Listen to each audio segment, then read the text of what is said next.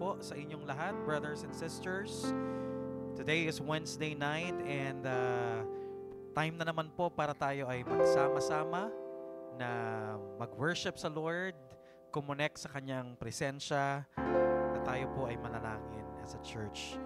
Thank you for joining us for tonight's prayer meeting at alam po natin na may gagawin ng Panginoon. Habang dinideclare po natin that blessed is the nation whose God is the Lord. Amen? Hallelujah. As we sing this song, let's make it as our prayer tonight that Jesus Christ is the God of our city. And this is true as we also desire for the whole nation to be under the lordship of Jesus Christ. You're the God of this city. You're the King of these people. You're the Lord of this nation. You are. You're the light in the darkness. You're the hope to the hopeless. You're the peace to the restless. You are. Sing it again. You're the God. You're the God of this city. Yes, Lord. You're the King of these people.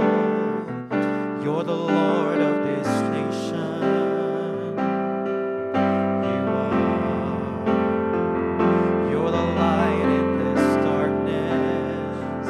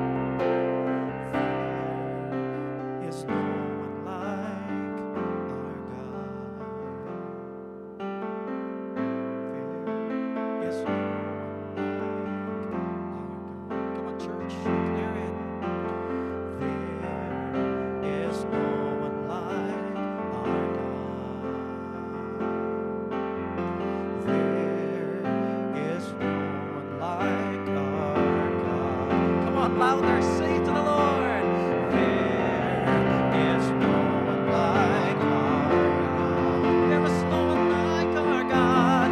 There is no one like our God.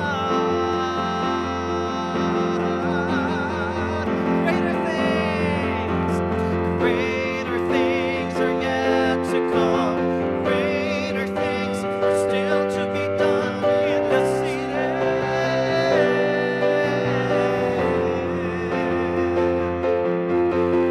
Greater things are yet to come. Greater things are still to be done in the city.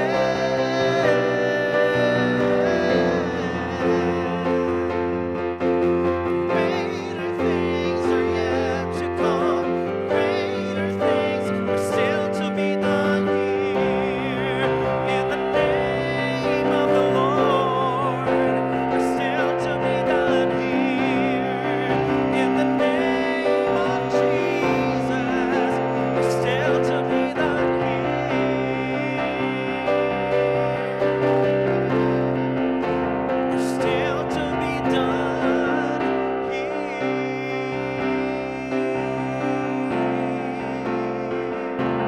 Do you believe it, church? Do you believe? Hallelujah, in the power of Jesus. Hallelujah. Oh, yes, Lord, we believe. We believe that greater things are coming in our city. Greater things are coming in the Philippines, oh Lord, in the name of Jesus. As we pray for our nation, as we intercede for our city, as we intercede, Lord, for our nation, we believe in Jesus' name. Greater things are coming in our nation. Hallelujah. Oh, we believe. We believe, Jesus. Hallelujah. Hallelujah. 1,000 generations falling down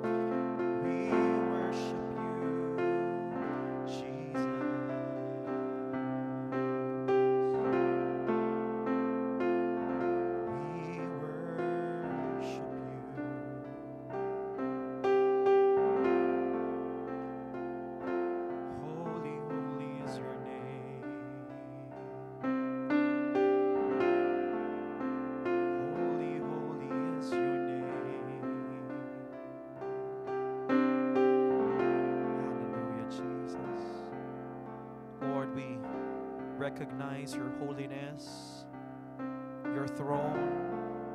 We recognize your majesty. We recognize, Lord, your lordship. We acknowledge your rule, Lord Jesus, the King of kings and the Lord of lords.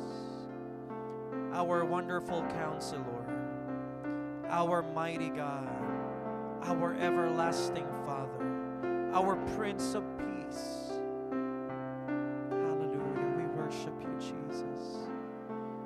Continue, Lord, to speak to us and reveal yourself, your will, through your word, Lord God. As we continue, Lord, to declare that blessed is the nation whose God is the Lord. We pray, Lord, that this declaration will sweep over this nation, O God. It will manifest in our nation, Lord. We praise your name for what you're going to do, Lord, as you release, Lord, your power in the heavenlies as we declare this statement of truth. Father, continue to anoint our prayers as we lift up to you our prayer concerns this evening. Bless your people, Lord, who are joining us today through online or here, Lord, in the church. Anoint us, Lord. Bless us, Lord. In the name of Jesus we pray. Amen and amen. Praise the name of the Lord. Magandang gabi po muli sa inyong lahat. If you're joining us through Facebook Live or sa mga workers po natin, mga brothers and sisters natin na nasa church, welcome po to the Foursquare Church, San Juan City. And ito po yung ating pinaka-midweek service, or we commonly call it our prayer meeting. Okay? So bago po tayo tumako sa ating mga panalangin sa gabing ito, ay mag-aral po muna tayo ng salita ng Panginoon. Ang theme po natin for this month of May is, Blessed is the nation whose God is the Lord. Sabi nga po natin nung Sunday, yung pong declaration po na yan, yung statement na yan is also printed in our paper bills, no? Sa ating polymer bill. Nakalagay po doon sa wikang Tagalog, pinagpala ang bayang ang Diyos, ang Panginoon. Ilang araw na lang po, no? Ay May 12 na, sa Monday na po ang ating national midterm election. Tayo po ay maghahalal ng mga pinuno natin sa national level. Atin pong mga mambabatas, senador, kongresista, mga party list, at sa atin naman pong mga syudad ay mga mayor, no? Mga councilors. So, nawa po ay sa panahong ito ay at least, no, tayo po ay nakapag-research na, tayo po ay meron na pong mga listahan ng ating pong mga iboboto. Ngunit nakakatuwa po na itinadhana po ng Panginoon na itong tema na ito ay talagang tumapat ng ating pong eleksyon, kung saan kasama po sa pag-uusapan natin, lalo na sa darating na linggo, ay yung mga qualifications, biblical qualifications of the leaders of the land. Ang Biblia po natin ay nagbigay ng mga kwalifikasyon o mga katangian ng mga leaders na dapat yun po ang hinahanap natin sa mga namumuno sa ating bayan.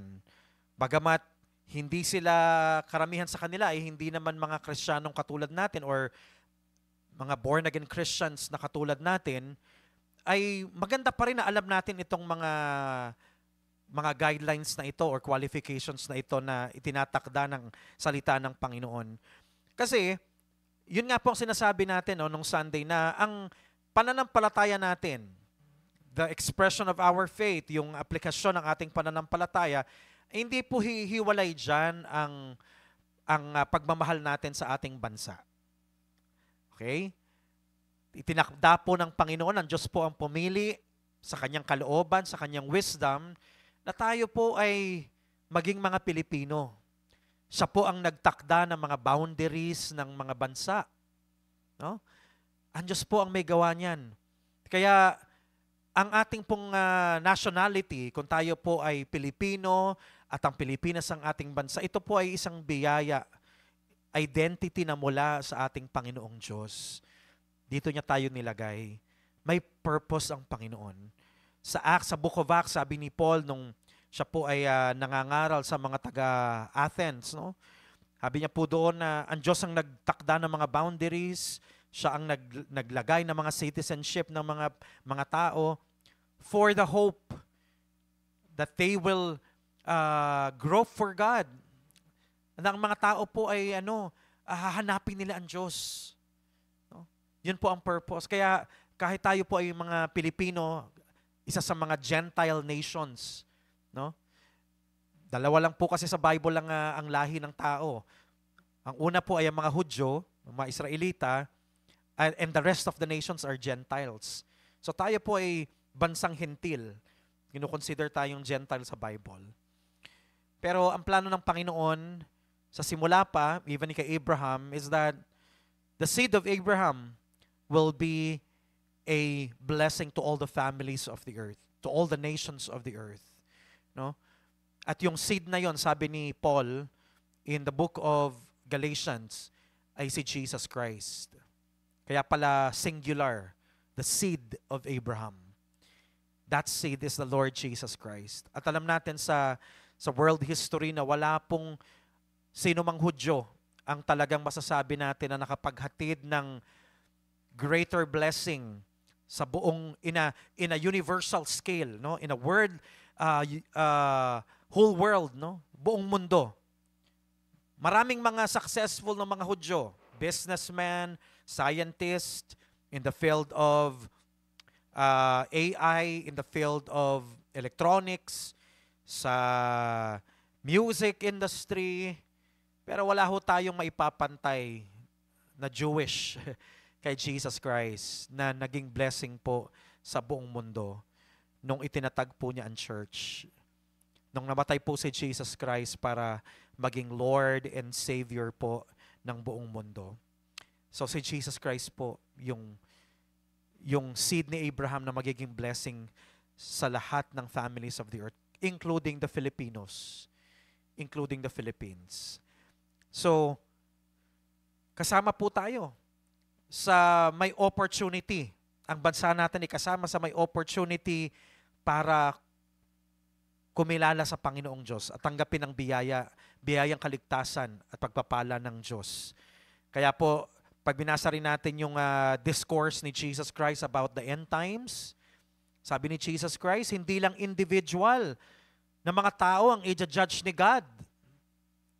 Hindi lang po individual ang huhusgahan ng Panginoon, but even the nations of the world will be judged by God, by Jesus Christ when He returns on earth to reign on this earth for 1,000 years. I-judge din po niya ang mga nations. Okay? So, paghihiwalayin daw po niya ang mga nations. May mga goat nations at merong mga sheep nations. At alam niyo po ang criteria for judging na gagamitin ng Panginoon, kung sino po yung magiging sheep nations at sino yung magiging goat nations. Ito po ay based how they treated his brothers, the Jews, no? Yung mga Jewish people. Paano daw tinrato ng bansa natin ang Israel, ang mga Hudyo. And we see, sa panahon natin ngayon, ay mas lalo pong tumitindi ang antisemitism. Pag narinig nyo po yung term na yan na antisemitism, ang ibig sabihin lang po niyan ay yung pagkamuhi sa mga Hudyo. Yan. Antisemitism. Yan po ang term dyan. So, mas lumalala po sa panahon ngayon ang galit, pagkamuhi sa lahing Hudyo. Ngunit alam niyo po ba na hindi tapat ang bansa natin nagpa-participate dyan, no?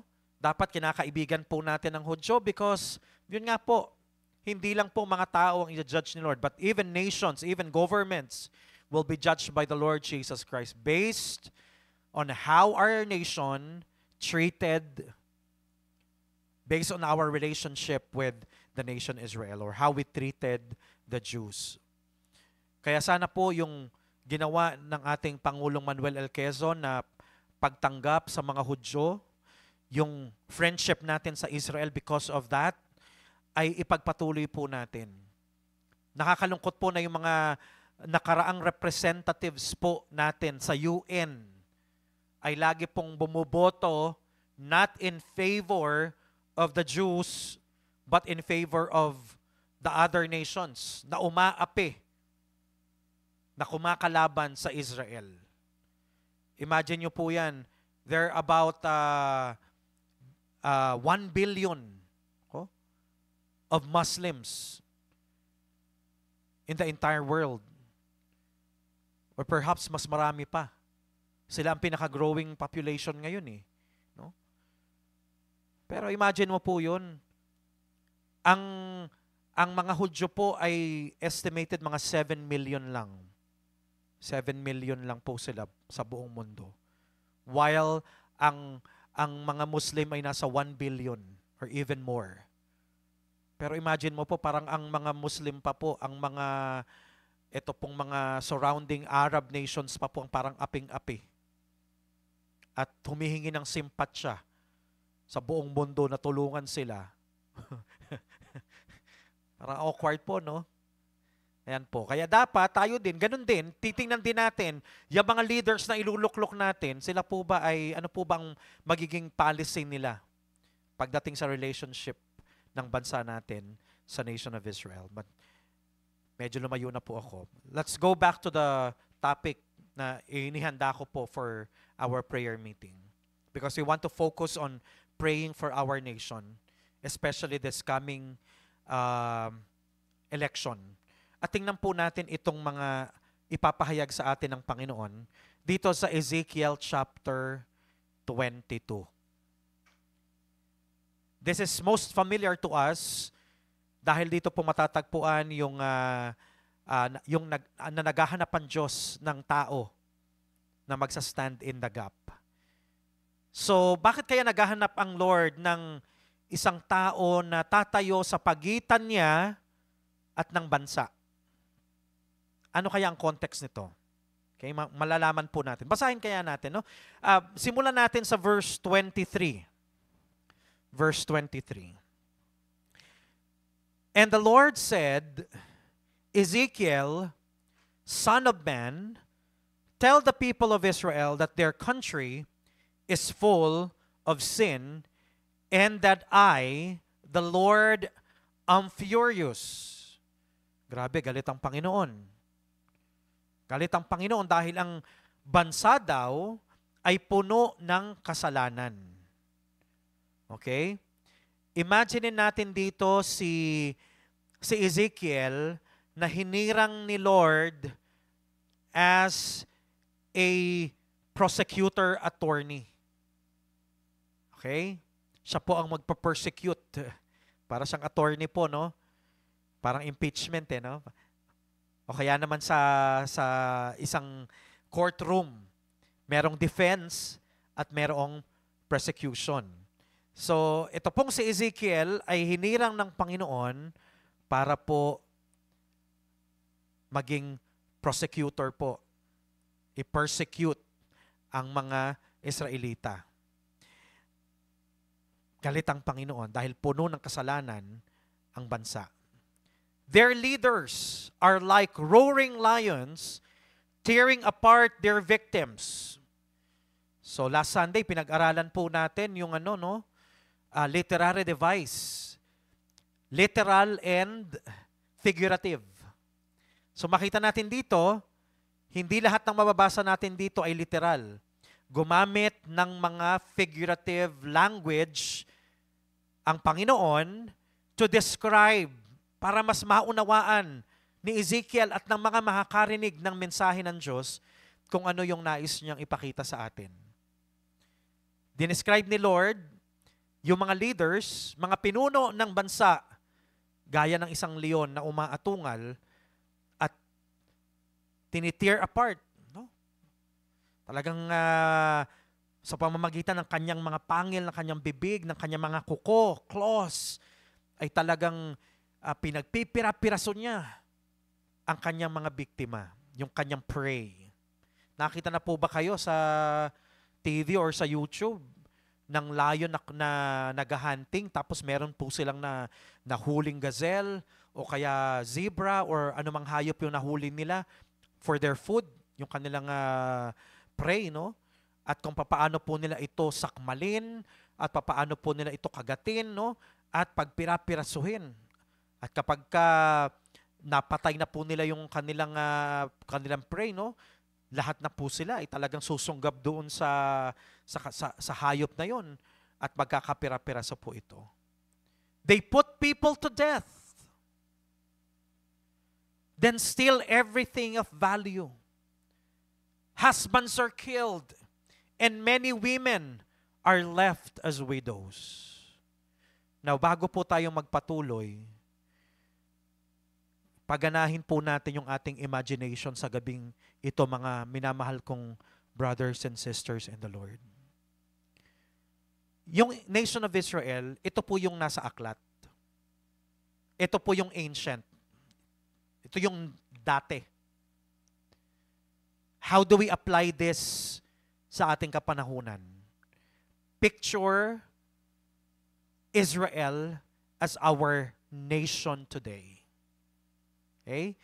Imagine niyo po na ang Pilipinas ang tinutukoy ng Panginoong Diyos dito sa prophecy na sinasabi po niya kay Ezekiel.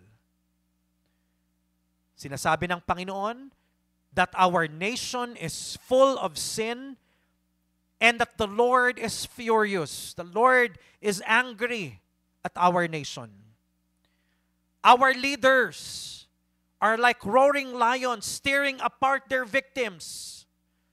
They put people to death, then steal everything of value. Kaya po yung mga tatay, yung mga asawang lalaki, namamatay sila. At marami pong mga kababaihan ang nagiging mga byuda. Verse 26, continue with that imagination po. That what we are talking about is no longer the nation of Israel, but we are talking about the Philippines. Okay?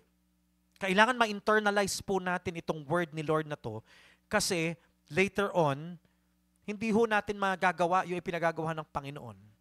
Hindi ho natin maisa sa buhay ito. May apply po ito kung hindi po natin talagang ma-internalize ng husto kung ano po yung mensahe ng Diyos dito. First, the Lord talk about leaders of the land. Mga namiminuno sa ating bansa. Now, verse 26, let's move on. The priest of Israel ignore my law. Sino po ang kinakatawan ng priest? These are religious leaders. Kasama ho tayo dyan, mga kapatid. Kasama ho tayo dyan. Ang church natin, kasama po dyan ang mga evangelical churches, kasama dyan ang Catholic Church, or other religious churches, no? Other religious institutions. The priest of the Philippines, sabihin po natin, no? Palitan natin yung Israel. The priests, the ministers, the pastors, the bishops, yan, apostles, kung meron pong mga apostles na nagpapatawag ng apostles, no? Of the Philippines ignore my law. Not only do they refuse to respect any of my sacred things, but they don't even teach the difference between what is sacred and what is ordinary, or between what is clean and what is unclean.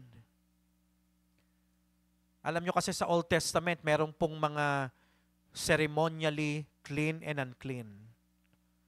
But we are no longer bound to that law.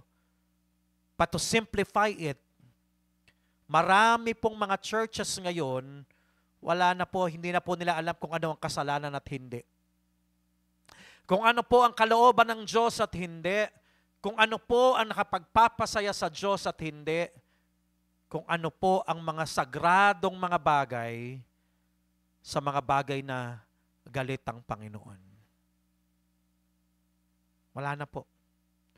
A lot of churches today are no longer preaching about sin. Many churches today are playing safe and playing compromise with the world. Many churches today are, instead of preaching the gospel, instead of furthering the kingdom of God, ang nangyayari po, sila po ang nai-invade ng worldliness. Sila po ang nagpapapasok ng sanlibutan sa loob ng simbahan. May mga simbahan po, hindi mo na ma-distinguish kung church pa ba o diskuhan o hindi mo na maintindihan kung clubhouse na o ano, o mall. Mga simbahan na hindi mo na maintindihan, baka mukha ng tiyanggi. Sabi ng Panginoon, I am furious. Hindi lang mga leaders of the land, pati religious leaders ay hindi naging kalugod-lugod sa Panginoon. They treat Sabbath like any other day. And so, my own people no longer honor me. Mga kapatid, nakakalungkot minsan. We have 6 days to do our job, to do our personal things. Sa atin pong mga Kristiyano, ang ating Sabbath day ay ang Sunday because this is the day Jesus resurrected. Ano po ang sabi doon? For us to make holy, to keep the Sabbath holy. Ibig sabihin, pinagre-rest tayo ng Panginoon so that we could focus on Him. Pero minsan nakakalungkot po. Nasa loob tayo ng simbahan na dapat nagwo-worship po tayo, nakafocus tayo sa pag-worship sa Panginoon. Nandoon tayo para kung ano man yung mga kasalanang nagawa po natin, hingin natin ng tawad sa Lord. Nasa service po tayo para i-exalt po ang name ni Lord, magpasalamat po sa mga blessing niya. But a lot of Christians attending church are not focused on the Lord. Para lang nasa bahay sila, para lang silang nasa school or nasa mall. Habang nag-church, they're playing their games, online games.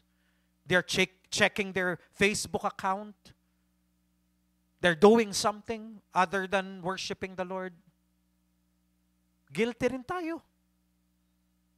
Huwag nating sabihin Catholics lang or other churches ang tinutukoy dyan. All religious, pati tayo po. Hindi na ho natin i-respect yung gawain ng Panginoon. Na dapat nakafocus tayo sa Lord. We treat it as like any other day. So my own people no longer honor me. Yung ating pong mga worship services or prayer meeting natin, is it really honoring God? Tayo na lang po personal makakasagot niyan. Israel's officials are like ferocious wolves, ripping their victims apart. Inulit na naman po, kanina, lions. Ngayon naman po, itong mga officials ng Israel, also leaders of the land, are like ferocious wolves. Ito po ay mga mababangis na mga hayop, ripping their victims apart. Kanina, tearing, ripping their victims apart. They make a dishonest living by injuring and killing people. Yumayaman po sila because of this honest living, to the point of killing people, of exploiting people. Yan po ang nangyayari sa bansa. Is it true with our nation Philippines? Leaders, religious leaders, officials, and then tingnan nyo po, bumalik na naman Sa verse 28, and then the prophets in Israel cover up their sins. Parang kung titingnan nyo po, may parallelism dito. Nakita nyo po, leaders, government, tapos religious people, balik uli sa government, and then religious people. Then the prophets in Israel cover up their sins by giving false visions. Pati po yung mga lingkod ng Panginoon na dapat mga mouthpiece, pwedeng kasama ako dyan. Consider ako na mouthpiece ng Lord, tagapagpahayag ng salita ng Panginoon. Mga pastors, lahat ng mga nagpapahayag ng salita ng Panginoon. Prophets in Israel cover up their sins by giving false visions. Puro magaganda na lang ang sinasabi.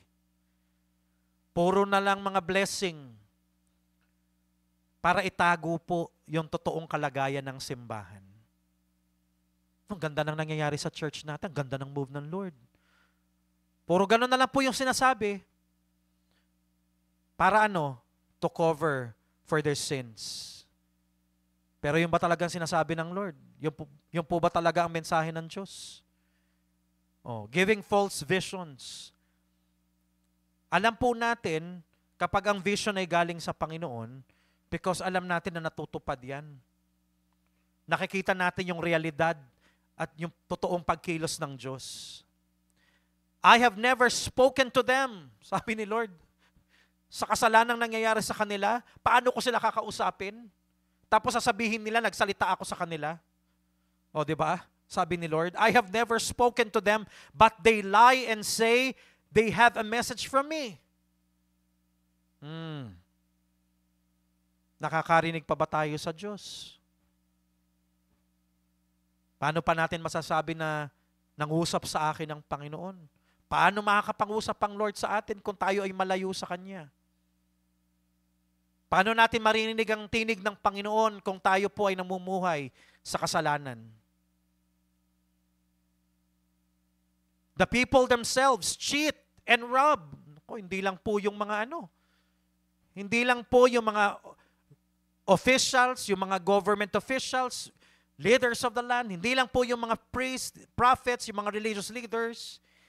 Verse 29, the people themselves, pati yung mga citizens, mga taong bayan, people themselves cheat and rob. They abuse the poor and take advantage of foreigners. Is that true with the Philippines? Abusing the poor, exploiting the poor, and taking advantage of foreigners.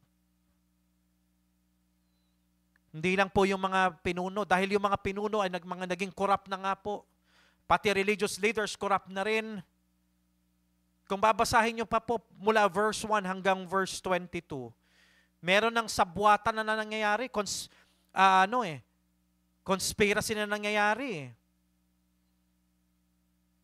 Meron na pong sabwatang nangyayari sa gobyerno, sa simbahan. Corruption Kaya ano pang inaasahan ng mga tao? Yung mga tao din na sana ay ipagtatanggol, sana ay they're looking up to the government, to the officials, to the churches, to the leaders as role models.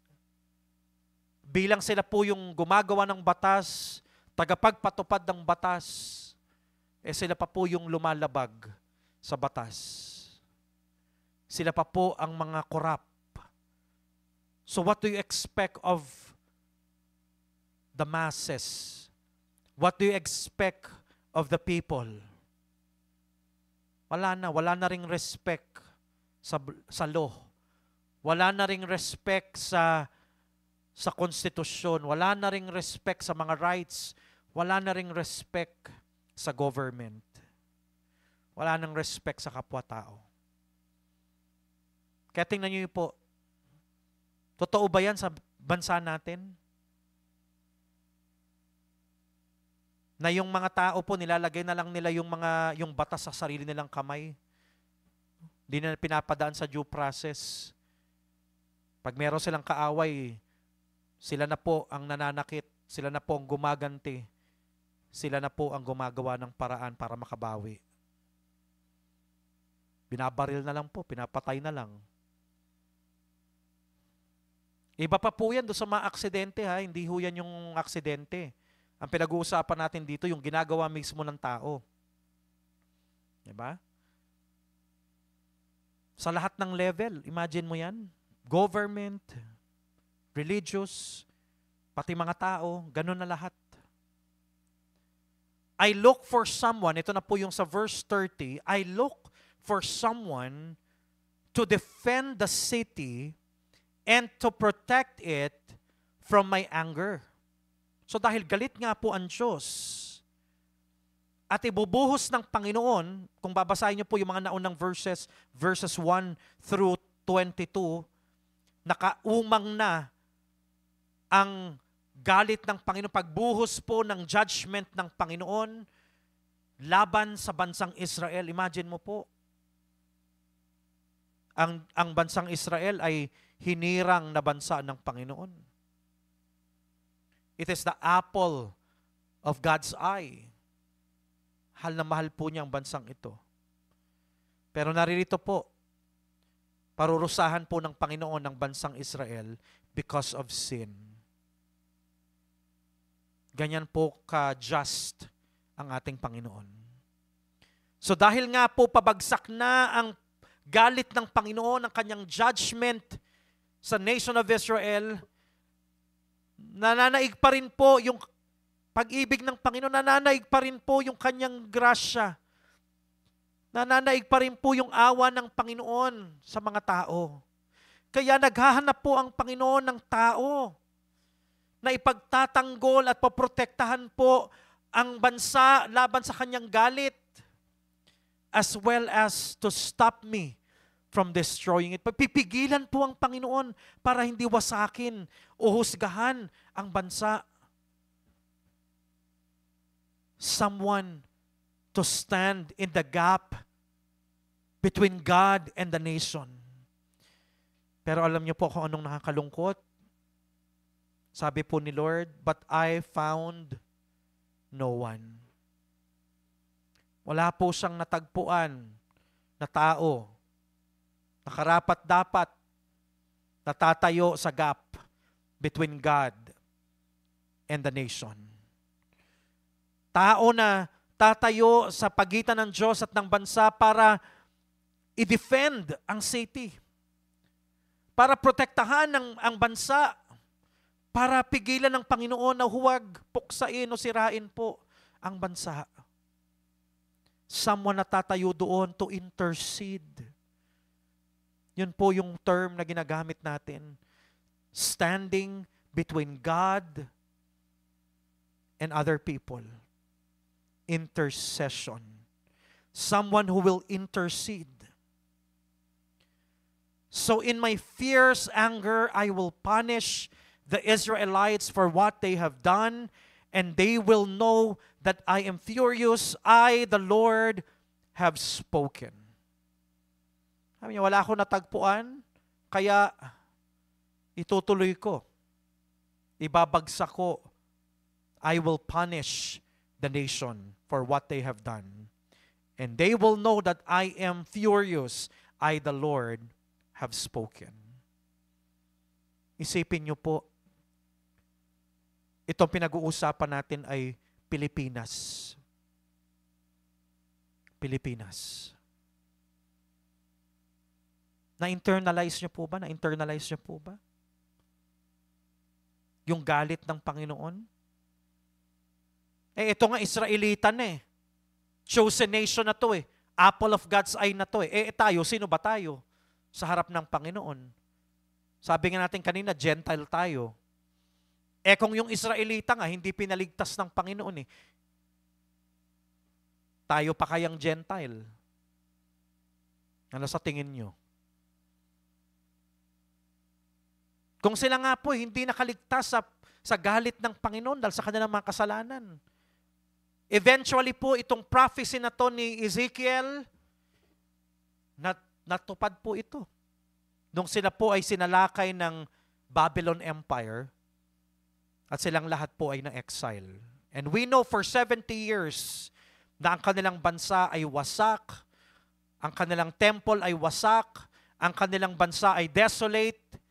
For 70 years, sila po ay nakakalat sa mga provinces, region ng Babylon bilang mga alipin, bilang mga nasasakupan ng Babylon Empire. Isipin niyo po yan sa Pilipinas, na ang Diyos po habang pinagmamasdan niya ang Pilipinas, in all levels of our society, in all levels of our nation, government, church, citizen, lahat nagkasala sa Panginoon. Lahat corrupt. Nakita natin ang bansa natin is full of sin, full of bloodshed, full of injustice. Pati po mga religious leaders, hindi naging namuhay na kalugod-lugod sa Panginoon. Kaya nga alam nyo po, hindi kaya yung mga trahedya, hindi kaya yung mga aksidente na yan na nangyayari sa bansa natin ay kasama po sa judgment ng Lord sa atin. Hindi, pastor, kasalanan niya ng mga kamote riders, ng mga yung mga kasalanan naman niya ng mga driver, walang disiplina. Totoo. Pero tingnan niyo po, sino po nagbigay ng lisensya sa mga yan? Sino nag-screen sa kanila? Di ba government? Yung issue nung doon, ano tawag doon, yung barrier? Bollard, no? Nung nabangga yun, dapat pala ang design nun, malalim yun Para kahit banggain yun talagang, pag sinalpok yun ng sasakyan, yung sasakyan ang mawawasak, hindi yung, imagine mo, ilang inches lang yun. Edi tingnan nyo po ang nangyari. Dahil sa korupsyon, sabihin natin, hindi walang disiplina yung driver Totoo. Pero dahil nga sa mga korupsyon na nangyayari sa bansa natin, kung maayos ang pagka-install ng bollard na yon, edi sana safe yung mga tao, walang na-disgrasya. How many tragedies are happening in the Philippines na man-made? Katulad nung nangyari sa pagbagsak ng tulay doon sa Isabela. Ba? Isisisi natin, hindi kasi driver pinadaan doon yung truck na overweight. Totoo. Pero again, sino gumawa ng tulay na yan? Diba? May problema doon sa disenyo Bakit natin itatago pa yan? Bakit natin i-divert yung katotohanan na isisisi natin doon sa truck, pero hindi natin titingnan yung disenyo niyan? Wala Because of corruption, tayo din ang umaani ng mga trahedya at punishment ng Panginoon because we are allowing our government officials to corrupt the taxes of our people. Sana yung mga pondo na napupunta para iangat ang quality of living ng mga Pinoy. Sana yung mga pondo na yan, alam mo, hindi naman talaga mahirap ang Pilipinas. Sana na-realize nyo yan. Yan, nagkaroon na naman ng taxes, kapipirma pa lang. Kapipirma pa lang nila, yung mga online na yan. Kaya kayo, kung mahilig kayo mag-Shopee, mahilig kayo mag-Lazada, asahan nyo na yan, tataas yung mga presyo dyan. Bakit? May taxes na naman na ipinataw sa mga online. Kaya yung mga, halimbawa, yung mga nagbi-business online, yung mga advertisement online, lahat yan may mga taxes na po. Pati yung mga freelancers na meron silang payment app na ginagamit, doon pumapasok yung payment nila. Pati yun, may rin po yun, taxes din yun. Dagdag taxes na naman yan. Pondo na naman yan. Sa gobyerno, ang yaman na naman ng bansa natin. Sana kung yung pong mga pera na yan ay nakakarating po sa mga tamang programa, sa mga infrastructure, sa mga bagay na makakatulong para iangat ang pamumuhay ng mga tao, sa health services, sa pagkain ng mga tao, sa mga paaralan, sa edukasyon. Bumubuti sana, umuunlad sana ang bansa natin eh. Imagine nyo, ilang taon na tayo. Ilang taon na po yung bansa natin. Mula nag-celebrate tayo ng independence. Mahigit 100 taon na. Pero bakit ganito pa rin yung parang paurong yung bansa natin? Paunti-unti may nangyayari. Diba? Pero mas marami pa rin yung naipakit. Mas marami pa rin yung mga naibulsa. Mas marami pa rin yung mga nakurakot ng mga government officials natin kaysa sa naitulong sa atin. O ngayon, sa mga kampanya, may mga pasobre, may mga pag-grocery, may mga payout. Bakit itinataon nyo ng ano? Bakit itinataon nyo yung mga payout na yan sa ano? Sa kampanya, ha? Bakit biglang nagkaroon ng maraming payout? Yan, yung mga programa ng DSWD, may mga AIX, AKAP, kung ano-ano, tupad. Biglang na ang daming payout. Tapos makita mo nandun yung mga politiko. Oh. Tapos minsan ang parang press release pa nila. Parang kala mo galing sa sarili nilang bulsa yung mga pinamimigay na payout. Kaya ba? Mga taxes ng mga Pilipino yan eh. Pondo ng mga Pilipino yan eh. O nasa na? Yung kinuhang pondo sa PhilHealth na inilagay sa treasury. Ang dami ho eh. No? Kaya po tingnan niyo po yung bansa natin. Parang tayo ho yung tinutukoy dito eh. Israel noon, pero parang habang binabasa natin dito, pwede nating sabihin na this also apply sa panahon natin ngayon sa Pilipinas. Na ang Diyos ay galit sa bansa natin because of sin. Full of sin. Government officials, leaders are like roaring lion, tearing, ripping their victims apart. They make dishonest living by killing people, by exploiting people. Hindi ba totoo yan sa Pilipinas? Ay, naku po, mga kapatid kong Kristiyano. But the Lord, listen to this, is still very loving and gracious sa kabila po ng galit niya sa kasalanan sa ating bansa. Nananaig pa rin po yung biyaya at pagmamahal at awa ng Panginoon sa mga tao. Kasi ang Diyos hindi natutuwa sa kamatayan ng mga makasalanan. Hindi na natutuwa ang Diyos sa may mga taong napapahamak at napupunta sa impyerno. Ang totoong desire ng Panginoon ay lahat ng tao ay maligtas. Kaya alam niyo po, kahit na nandun na po talagang timping-timpi ang Diyos. Timpi. Talaga sobra yung pagtitimpi niya. At tagahan na po siya ng mga tao. Sabi nga dito He's looking for for someone. Kahit isa lang. Oh? Kahit isa lang. He's looking for a man. Sa ibang translation, He's looking for a man to stand in the gap between Him and the nation. Kahit isa lang ho. Na magde-defend sa nation. Na mag-intercede para sa nation. Meron po bang magvo-volunteer? Meron po bang magsasabi, Pastor, Lord, ako po, count me in. Tatayo po ako sa gap between you and our nation.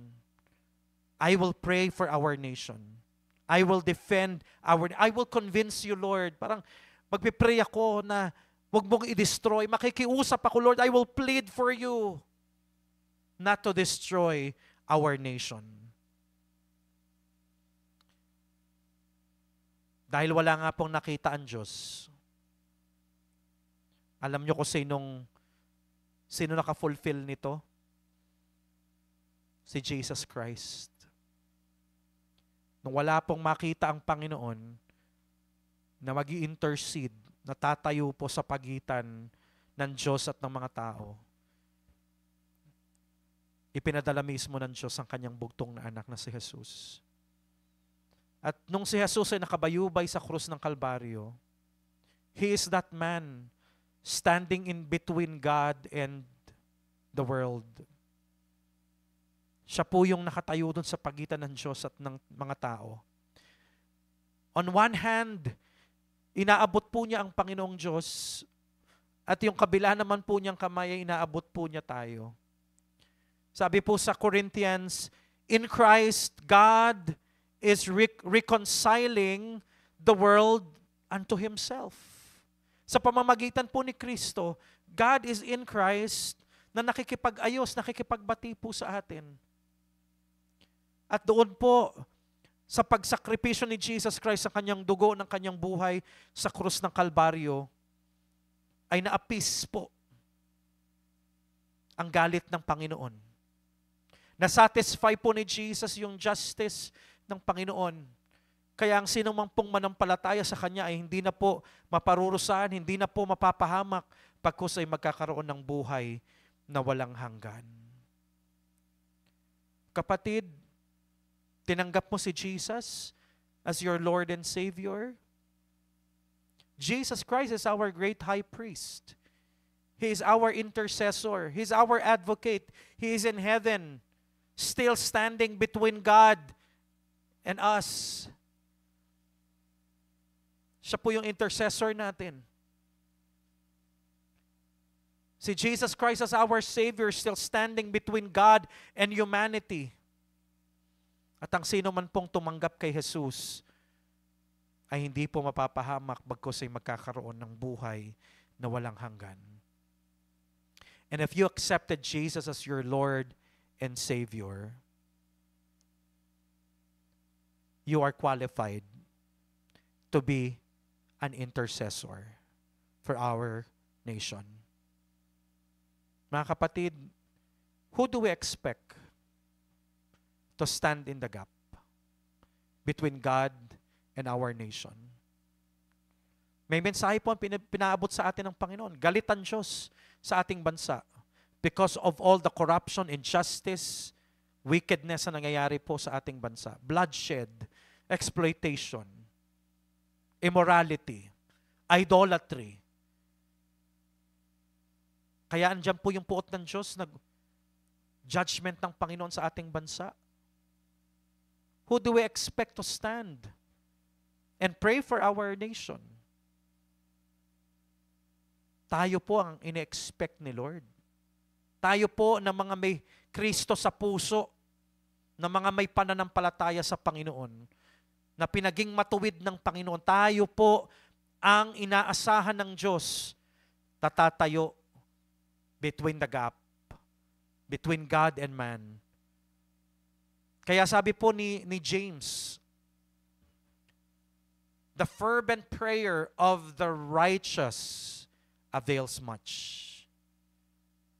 Meron pong pakinabang, effective po ang prayer natin because of the righteousness of Jesus in our life, of what Jesus has done on the cross for us. So as we pray for our nation, as we stand for our nation, tayo po ang gustong gamitin ng Panginoon para pigilan po yung galit ng Panginoon, yung punishment niya, yung judgment ng Panginoon sa ating bansa. And, hindi lang po pagpipray mga kapatid, as we exercise our right to vote on May 12, gusto ko pong marinig nyo ito. Kanina nasabi natin may sabwatan na nangyayari. Government official, religious leaders, citizens of the land.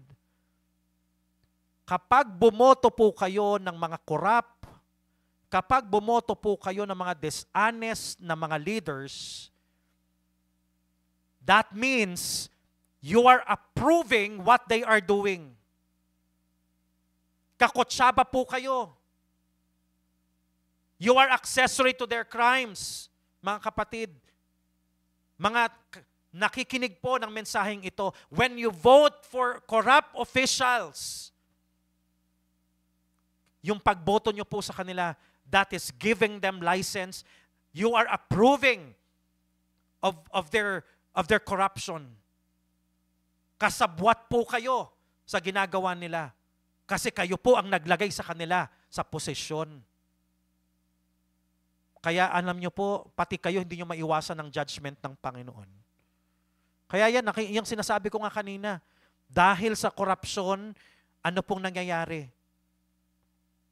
Baka mamaya, paano kung kayo po yung nandun? Kayo ang nagbabiyahe dun sa tulay na babagsak. Wala kayong pakialam, wala tayong pakialam. Kunyari, nalulungkot tayo of course, nalulungkot tayo. But you don't grieve so much for those lives that are lost. Kasi hindi naman tayo yun eh. Perhaps hindi natin kamag-anak yung mga namamatay na yan. Kaya parang wala lang sa atin. Huwag niyong hintayin na kayo ang malagay doon sa panganib na yon because of the corruption na nangyayari sa bansa natin. Tapos doon lang tayo magagalit. Doon lang tayo magagalit, dahil kayo na yung naging biktima. Kasi yung kamag-anak nyo na yung napatay. Ngayon, wala kayong pakialam, wala tayong, nalulungkot lang tayo, may pa-comment-comment lang tayo sa Facebook. That's not enough, brothers and sisters. Nawa, magising po tayo. When we say we are standing in the gap, and because we realize the holiness of the Lord, kaya siya galit sa kasalanan, dapat ganun din tayo sa pagboto natin. Sinusuri natin yung mga kandidato natin, sino ba sa kanila. Of course, they are not perfect. Sabi ko nga kanina, most of them are not believers of God. Pero, sino po sa kanilang pwedeng gamitin ng Panginoon para yung agenda ng Diyos sa ating bansa, sa ating syudad, ay matupad? Sino sa mga government officials na tumatakbo ang pwedeng maging Cyrus? Kilala niyo si Cyrus? Si King Cyrus? Siya yung king nung panahon ni Nehemiah na nag-utos para sila ay bumalik at nag-supply ng mga needs nila para i-rebuild yung temple, para i-rebuild yung walls. Sino sa mga yan ang tumatakbo na may takot sa Panginoon na pwedeng gamitin ng Diyos na makapagtulungan sa atin, sa church natin, para ma-preach natin ang gospel, para malaya nating magawa yung mga ipinagagawa sa atin ng Panginoon sa ating syudad, sa ating bansa. Kaysa yung mga tao po na mga korap at walang takot sa Panginoon na ang ginagawa nila dyan sa Senado, ang ginagawa nila dyan sa Kongreso ay walang iba kundi magpasa ng bill, mag-propose ng bill na mga hindi ayon sa kalooban ng Panginoon. We call them satanic bill. Mga kapatid, kapag binoto nyo, yung mga tao na yan, I tell you, you are accessory to their crimes. You're approving yung mga ginagawa po nila dyan. Yung mga korupsyon na ginagawa nila, dahil nilagay po natin sa pwesto. At kung ayaw nyo pong madamay sa puot ng Diyos sa mga ginagawa nila, humiwalay po tayo sa kanila. Tayo po yung magsa-stand in the gap, tayo po yung mananalangin para sa bansa natin, tayo po yung gagamitin ng Diyos para magbantay sa bansa natin, para hindi i-judge ng Lord ang bansa natin. Kaya kasama ho yan sa aplikasyon ng faith natin. Hindi lang po yung pinagpipray natin mga sarili natin, hindi lang po pinagpipray natin pamilya natin. We include the nation, we include our country sa ating pong prayers as Christians. Ngayong gabi po mga kapatid, sa ating pong pananalangin, we want to focus on those important things. The message of the Lord tonight.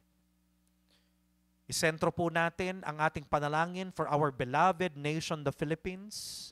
Ipag-pray po natin ang May 12 national midterm election. Ipag-pray Pray po natin, ipakita sa atin ng Lord, bigyan tayo ng wisdom and discernment ng Panginoon, at mag-effort din po tayo. No? Mag-research din po tayo. Magsaliksik po tayo. Leaders that we can work with in fulfilling God's agenda for our nation. Okay? And then next Sunday po, magre-release po tayo ng mga criterias or qualities ng mga godly leaders na hahanapin natin sa mga taong ito. Pag-pray din po natin yung renovation ng ating new church because alam natin greater things are coming to the city. Kasama po dyan ang church. If God wants to bless our city, if God wants to bless our nation, uunahin po niya ang ating church. Kasi tayo ang gagamitin ng Panginoon eh. Di po ba?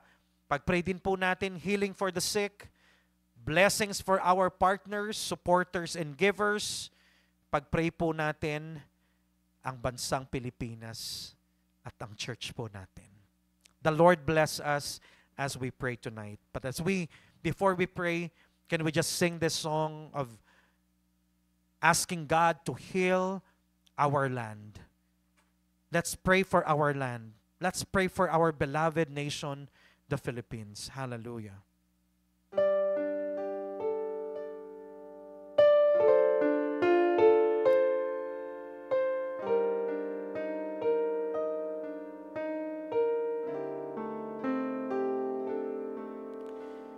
If my people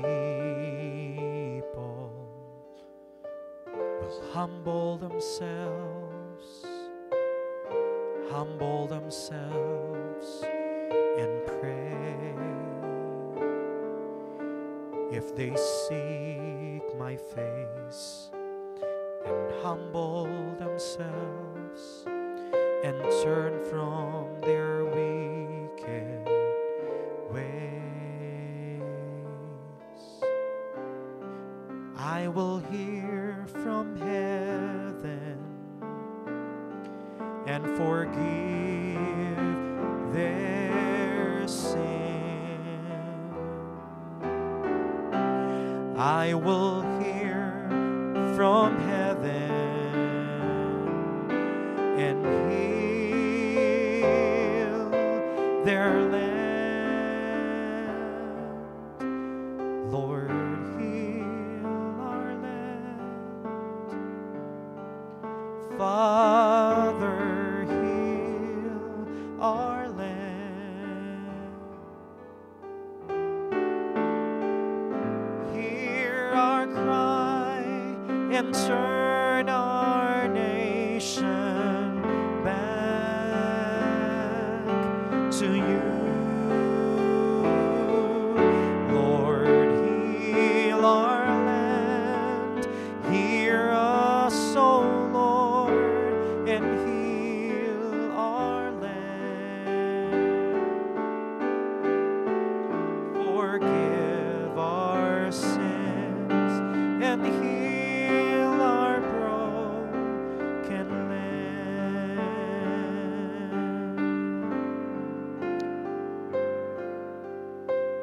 Ang awit pong ito ay mula sa 2 Chronicles 7:14.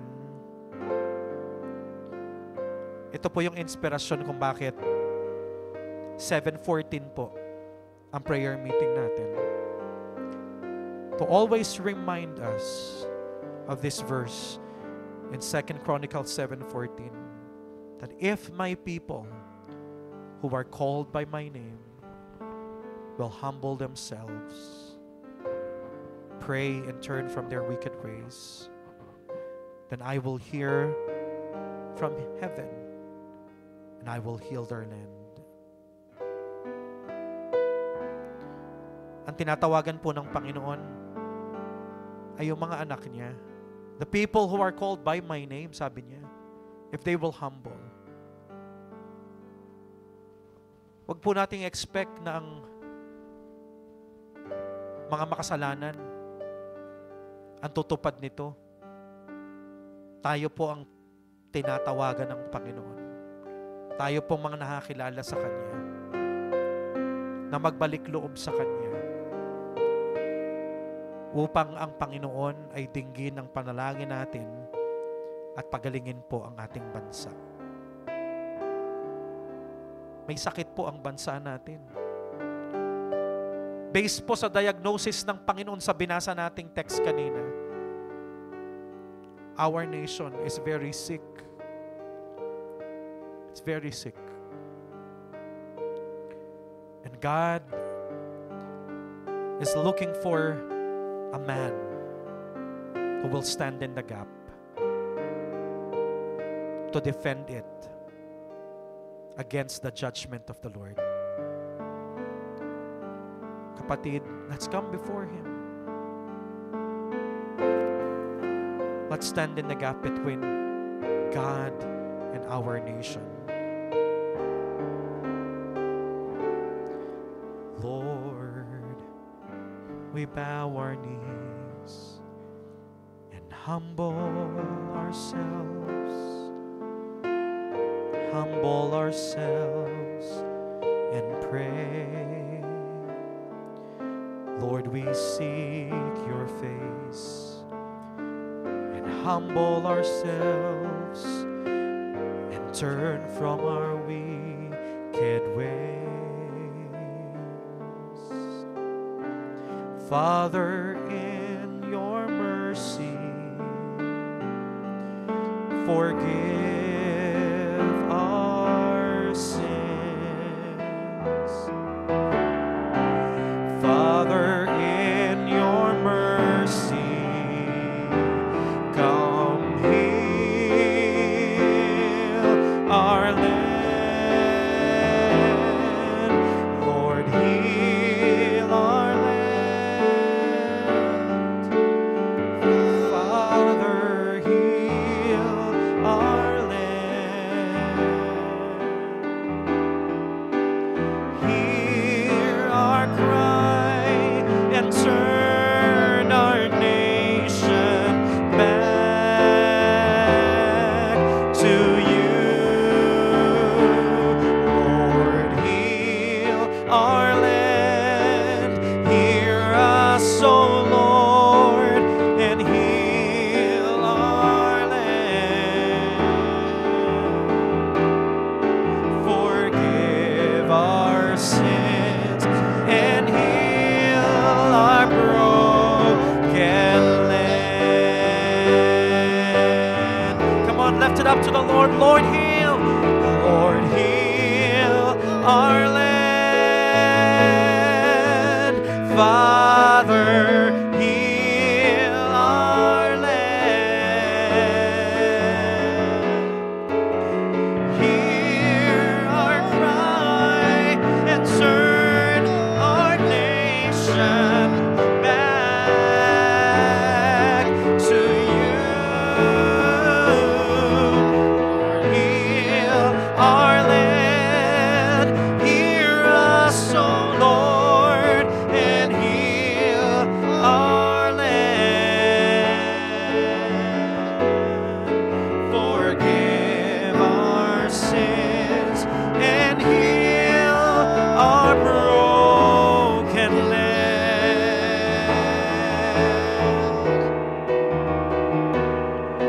Forgive our sins and heal our broken land.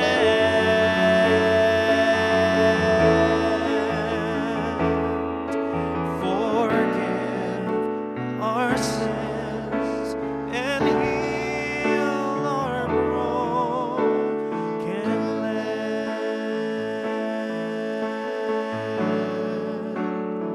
Sige po, dear brothers and sisters, let's pray for our nation. Stand now in the gap between our God and our nation. Let's ask for forgiveness for the sins of our nation. Let's ask for forgiveness for the sin of the government. Let's ask for forgiveness for the sin of the churches. And let's ask for forgiveness for the sin of the people and also for our own sin. Hallelujah. Hallelujah.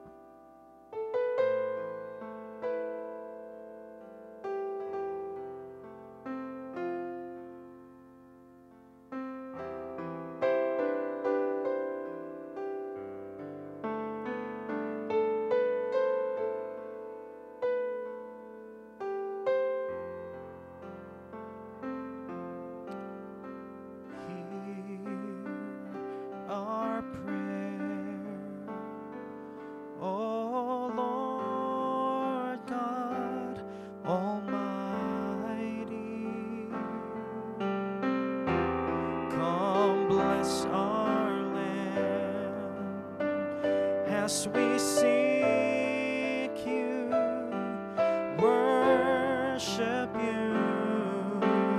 Hear our prayer, oh Lord God Almighty. Come bless our land as we seek you, worship you. Yes, Lord. Hallelujah. Hear our prayers, Lord. Be merciful to our nation, the Philippines. Lord, we stand in the gap with the Lord Jesus Christ between you and our nation and the people of this land, that you would not destroy it. And instead, Lord, we pray for the peace of our nation. We pray, Lord, for the blessings of our nation. We pray for the unity of our people, oh God. Even this coming May 12, Lord, national midterm election, we ask for your favor to be upon our nation. We ask for your wisdom. We ask for your discernment, Lord, to be upon us. Lead us, Lord. Guide us, Lord, as we vote for God-fearing leaders of our nation. Leaders, Lord, whom we can work with in fulfilling your vision, your agenda for our city, for our beloved nation, the Philippines. Father, we know that greater things are coming our nation, are coming our cities, and coming to our church. We give you praise, Lord, and we give you glory for everything that you are doing, Lord, even as we pray, Lord, these things in Jesus' name. Amen and amen.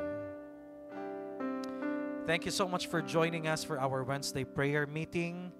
And let's continue to pray for our nation kahit po sa mga susunod na araw na ito. Marami po pong kailangang ipag-pray. And I hope na sa mga personal devotion po ninyo, isama nyo po itong mga prayers na ito, itong mga concern natin sa ating bansa, para sa ating darating na halalan. See you po sa darating na Sunday because it's Mother's Day celebration. So I hope you are registering your mom, yung lola po ninyo, para po makatanggap sila ng special gift this coming Sunday. So see you po, 10 a.m. sa atin pong service and 9:15 para sa ating pong Sunday school. See you po and the Lord bless you all.